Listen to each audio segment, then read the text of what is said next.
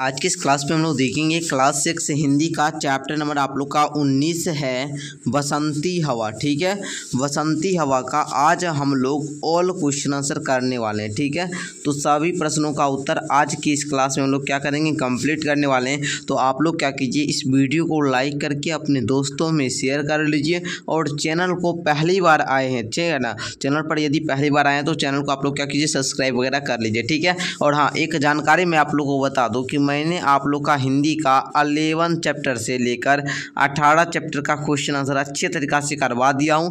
नहीं देखें तो आप लोग जाकर देख लीजिए, प्लेलिस्ट भी बन गया है उसका, और क्वेश्चन आंसर मैंने अच्छे तरीक़ा से करवा दिया। ठीक है, आप लोग का पीछे वाला जितना भी चैप्टर है उसको कंप्लीट कर लीजिएगा तो आगे का जो भी चैप्टर होता है उसको समझने में दिक्कत नहीं होता है। ठीक है ना, ये एक पोयम है और ये लिखा गया है किनके द्वारा, तो केदारनाथ अग्रवाल के द्वारा। ठीक है, आप लोग ध्यान दीजिएगा इनके कवि कौन है, क्योंकि ये कविता है और कविता के क्या होते हैं, कवि होते हैं। कविता के क्या होते हैं, कवि होते हैं।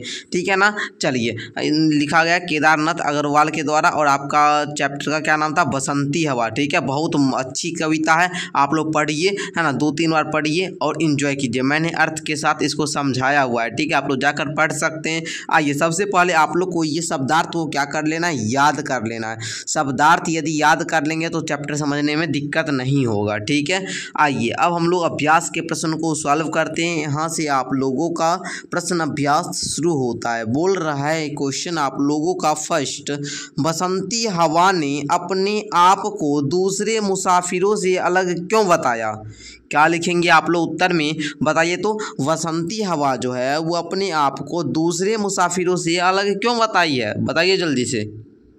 तो आप लोग उत्तर में क्या लिखिएगा, देखिए यहाँ पर मैंने दे रखा है, देखिए ध्यान से समझिएगा सारे उत्तर को। ठीक है, लिखिएगा बसंती हवा कहती है मैं अनोखी हवा हूँ, मैं बड़ी बावली हूँ, बड़ा मस्त मौला हूँ, मुझे किसी का भी फिक्र नहीं है, मैं जिधर जाना चाहती हूँ उधर जाती हूँ, मेरा कोई निश्चित मार्ग नहीं है। ठीक है, समझे आप लोग, इसको आप लोग समझ गए। एक बार आप लोग जो मेरा वीडियो देखने के बाद, मेरा क्लास देखने के बाद कंप्लीट करते हैं उसको कम से कम 2-3 बार पढ़िए या फिर 2-3 बार कॉपी में आंसर लिखिए। ठीक है, ताकि आप लोग को समझ में आ जाए। ठीक है, ठीक है, दूसरा क्वेश्चन देखिए, इस पाठ में खेत खलियानों के हंसने की बात कही गई है, ऐसा क्यों। लिखेंगे जबकि खेत हरे भरे होते हैं। ठीक है, जब खेत हरे भरे होते हैं, कि नहीं, जब खेत हरे भरे होते हैं, लहराने लगते हैं, फूल भी लहराने लगते हैं। ठीक है, फूल भी खिलने लगते हैं, लहराने नहीं दीजिए, फूल भी खिलने लगते हैं। यहाँ पर बहुत ज़्यादा मिस्टेक कर देता है टाइपिंग वाला। ठीक है,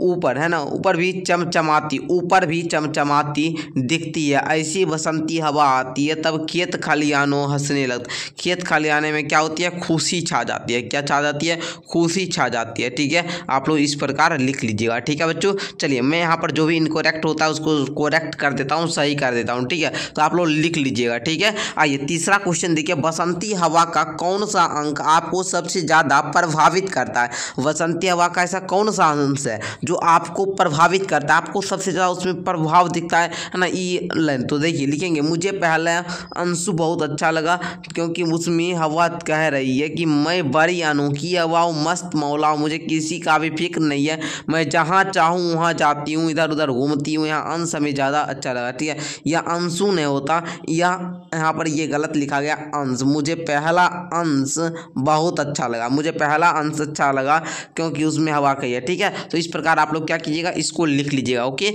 समझे आप लोग, ओके समझे तो ओके सर लिख दीजिए नीचे। ठीक है, चलिए इस प्रकार से आगे बढ़ते हैं बाबू। देखिए कह रहा है कि खड़ी देख अलसी लिए शरीर शीश कलसी की सुंदरता को स्पष्ट करे। क्या करना है, स्पष्ट करना। ओके, यहाँ पर देखिए दिया गया, लिखेंगे अलसी के पौधे को हमने जोर से हिलाया तभी मेरे माथे पर रखी कलसी गिरी नहीं। ठीक है, आगे बढ़ते हैं सर, पाठ से आगे का क्वेश्चन है, वसंत का आगमन कब होता है, इस ऋतु में आप कैसा अनुभव करते हैं, अपनी भाषा में लिखेंगे बसंत ऋतु का आगमन शरद ऋतु में होता है, इस ऋतु में हवाएं जोर से चलती है, बसंत उत्सव के रूप में हम बसंत पंचमी मनाते हैं, इस ऋतु में होली भी आती है, रंगों उत्सव खेलते हैं, इस ऋतु में सर्दी खत्म हो जाती है। ओके, समझे आप लोग, चलिए आगे बढ़ते हैं सर, आगे बढ़ते हैं। इस पाठ को पढ़ने के बाद हवा के प्रति आपके मन में किस प्रकार का भाव उठते हैं?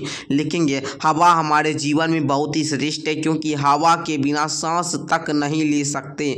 हवा हमारे लिए, प्राणियों के लिए, है ना, हम प्राणियों के लिए, पेड़ पौधे के लिए, जानवरों के लिए बहुत ही महत्वपूर्ण है। यह मानव जीवन का आधार है। हवा हमें बहुत प्यारी लगती है। हवा के प्रति हमारा भाव सर्वश्रेष्ठ है। समझे? आइए तीसरा क्वेश्चन का सरस्वती पूजा को बसंत पंचमी के नाम से जानते हैं। सरस्वती पूजा पर एक निबंध लिखना है। ये खुद से भी आप लोग लिख सकते हैं। लिखेंगे वसंत का आगमन जनवरी में होता है। वसंत जो होता है बाबू वो जनवरी के महीने में आ जाता है। हम बसंत पंचमी को सरस्वती पूजा के नाम से जानते हैं। वसंत पंचमी एक त्यौहार है। हम सरस्वती की पूजा करते हैं। ठीक है, वसंत पंचमी में हम लोग क्या करते हैं? सरस्वती की पूजा करते हैं। ठीक है, उनकी आराधना करते हैं। इस दिन विद्यार्थी शिक्षक सरस्वती की पूजा करते हैं। ये स्कूल में होता है। ठीक है ना, आपको पता होगा। उसी दिन कार्यक्रम के आयोजनों भी करते हैं। रंग एक दूसरे को लगाते हैं, मौज मस्ती बहुत सारा करते हैं। ठीक है, चलिए नीचे दिए गए पद्यांश विशेषण शब्दों को रेखांकित करें। पहला तो अनोखी हो जाएगा। विशेषण कहने का मतलब जो संज्ञा सर्वनाम का क्या करता है? विशेषता बताता है। ठीक है, मस्त मोला ये सब क्या है? विशेषण है। ओके, चलिए इस बात को दर्शाता है इन दोनों के लिए शब्द परस्पर मिले हुए हैं। जैसे दिन रात, इस प्रकार के शब्द लिखिए। जैसे देखिए इसको बोलते हैं बीच में योजक चिन्ह। क्या बोलते हैं? योजक चिन्ह। क्या बोलते हैं आप लोग बताइए तो? योजक चिन्ह बोलते हैं। जैसे हिलाया पिलाया। ओके, और क्या लिखेंगे? माता पिता, मौज मस्ती, चाचा चाची, उल्टा पुल्टा। समझे? चलिए समझ गए ना? चलिए तो प्यारे बच्चों इस प्रकार आप लोग का जो भी है, ठीक है ना, ये चैप्टर का क्वेश्चन आंसर कंप्लीट हो गया। एक एक क्वेश्चन को मैंने अच्छे तरीक़ा से समझाया। मैं आशा करता हूँ कि आपको ये वीडियो काफ़ी अच्छी लगी होगी। ठीक है ना, योजक चिन्ह देखिए हम बताए थे ना आपको योजक चिन्ह, तो देखिए है दिया। ठीक है, तो बच्चों आप लोग को ये वीडियो कैसा लगा नीचे कमेंट करके बताइएगा। आज आप लोग का जो क्लास 6 का जो हिंदी का बुक था ये आज आप लोग का समाप्त हुआ। ठीक है, आपका ये क्या हुआ? समाप्त हो गया। ठीक है बच्चों, तो आप लोग को ये क्लास कैसा लगा आप लोग नीचे कमेंट करके बताइएगा। और अब आप लोग क्या कीजिएगा? 7th क्लास में जाइएगा। तो बच्चों 7th क्लास में हमारा एक बैच आता है, आप लोग को पता होगा तो अच्छी बात है, नहीं पता है तो आप लोग जान लीजिए थोड़ा सा।